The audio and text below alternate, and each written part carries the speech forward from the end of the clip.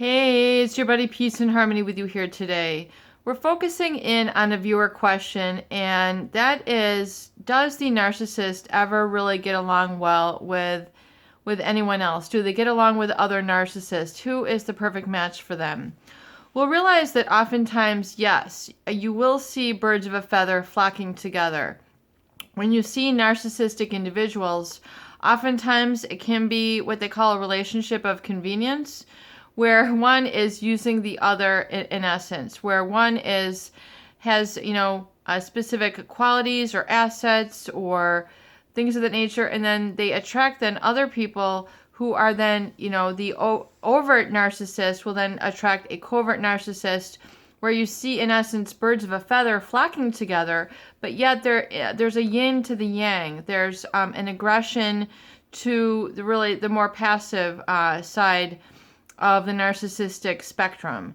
So and so really, and then of course, one is then going to become codependent, where you're in essence enabling someone to be taking advantage. And oftentimes then if there's alcohol involved, it becomes even worse, because that tends to exasperate the relationship quite a bit.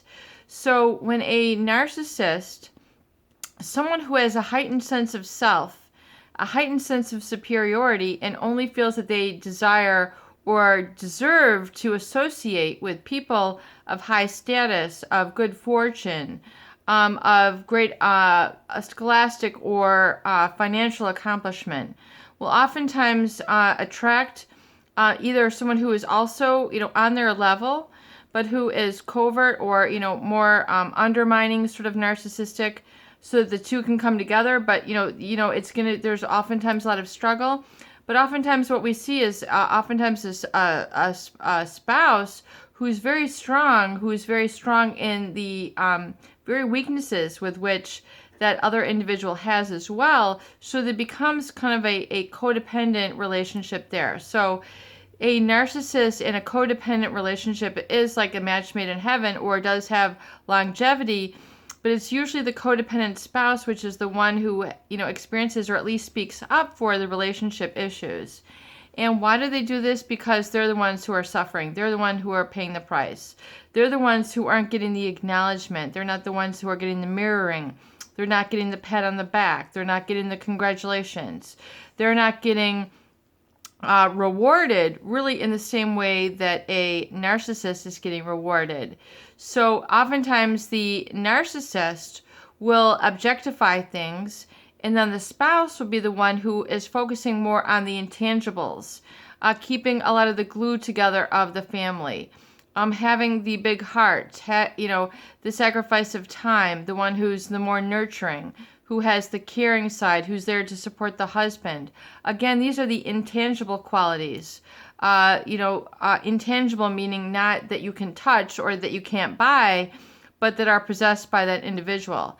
So the in terms of and I think her question also was inquiring about how does a narcissist attract other narcissists, or do they know that they are in a relationship with a narcissist? We'll realize oftentimes that you will often see very pronounced relationships with psychopathic and narcissistic individuals, and those unequivocally will last for quite a bit of time, where there's a lot of thrill, adventure, thrill-seeking behavior, but those are always going to get ruined, because the psychopathic individual has absolutely no care, no desire to have any sort of relationship. They will only really keep those people who are extremely naive or blind to their disorder. So those people who have an awareness of what they're doing, in other words, a narcissist who is going to basically, realize when their toes are getting stepped on, when they're not being, shown the love that they feel that they deserve, the narcissist oftentimes will let this person go or become aware of it and then bring things out in the open. The psychopathic individual has no time for this. They will spend very little time with people who are kind of at their at the brink of understanding them, because when the psychopath is basically understood, or someone does kind of smoke them out or expose them, the psychopath is grooming their next supply, guaranteed, without a doubt. The triangulation is going to come in strong, and they are moving on. They have no trouble moving on. They have no real loyalty to people. They have no favorites. It's just whoever can really be the flavor of the month, if you will, the flavor of the year, you know, and then they have really no remorse. So when they look back, they might say, oh, that was a great time. We had this, we had that, but they don't feel that they have any sort of heartbreak in severing the relationship, because they just don't have a heart. They just don't. So to answer your question, yes, we do oftentimes see, the narcissist getting along, and really the relationships, from my experience, the people who are overt and covert, those two tend to be a very good match. And then, of course, the narcissist is going to find someone who is very enabling, loving, supportive, and nurturing, someone who has more of the intangible qualities which they're missing to complement them. And oftentimes those can be quite successful, although we see a lot of unhappiness, usually presenting from the codependent.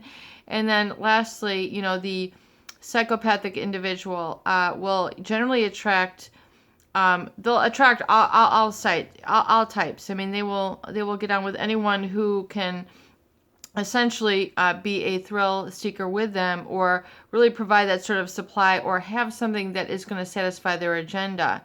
And they really have no loyalty, but they will very much oftentimes stay with those people who are extremely blind to their disorder.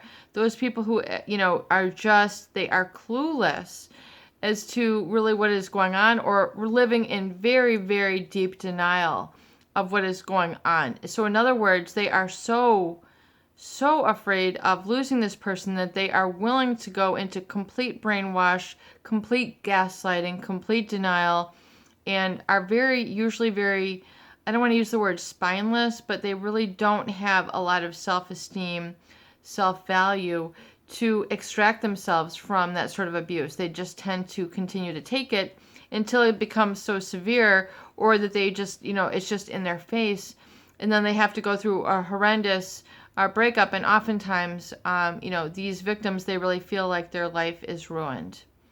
Peace and harmony with you here today. I hope these videos do help. Please share, please subscribe for more great tools, videos, discussion, and support.